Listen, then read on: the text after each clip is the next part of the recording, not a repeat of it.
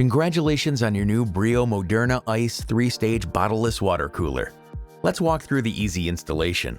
Step 1. Cooler placement and drip tray. After you remove your water cooler from the box, move it to a location that is flat, shaded, and near a grounded wall outlet. Place your cooler at least 8 inches from the walls to allow for proper airflow.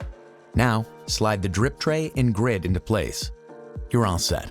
Step 2. Connecting to a cold water supply. First, turn off the cold water supply and disconnect the pipe. Next, wrap plumber's tape around the threads of the cold water supply line and feed water adapter before connecting the feed water adapter to the cold water supply line.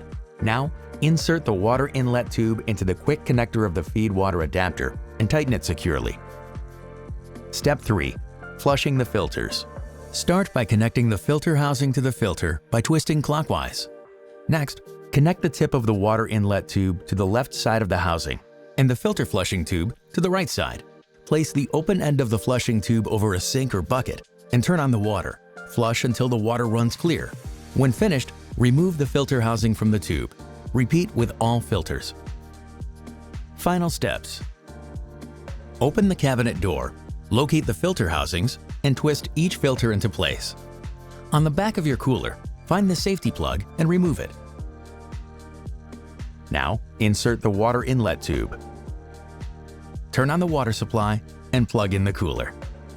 Place a cup under the tabs and press the hot and cold buttons until the water dispenses steadily.